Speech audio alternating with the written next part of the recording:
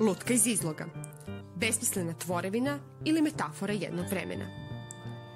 Da će žene radije zastati ispred izloga i pogledati odevni komad u koji je obučena neka lutka, nego garderobu nagomilanu na jednom mestu, primetili su brojni trgovci.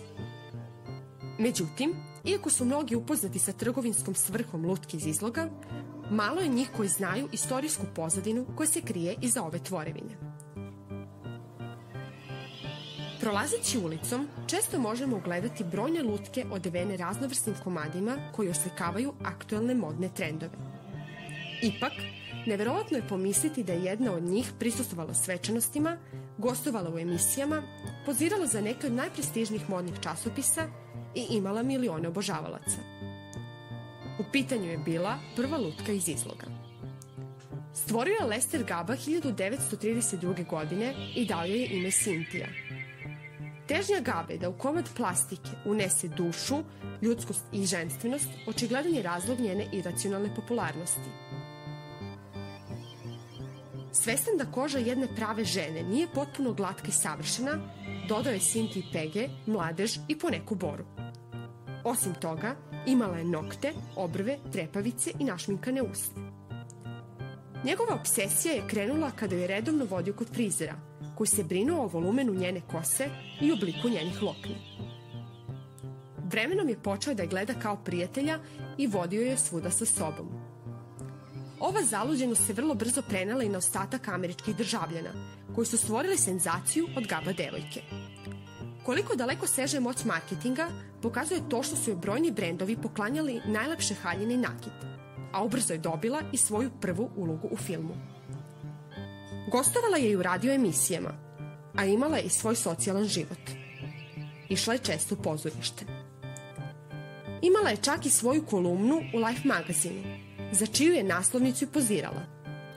Osim toga, odgovarala na milione pisama obožavalaca koji su je molili da se upozna sa njima.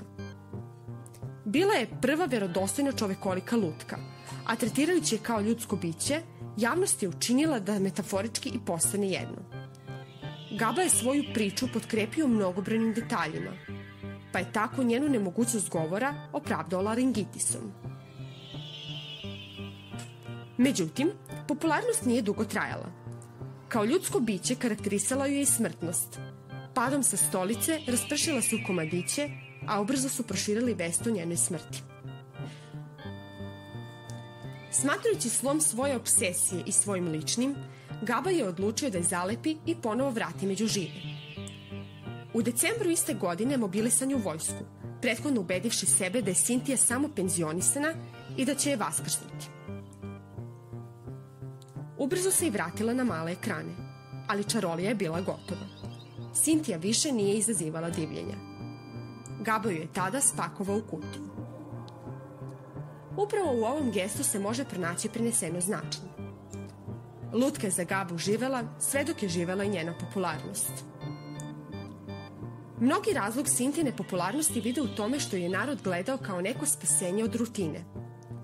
Naime, narod je tražio nešto novo, umoran od rata, od svoje kože i prosute krvi svog naroda.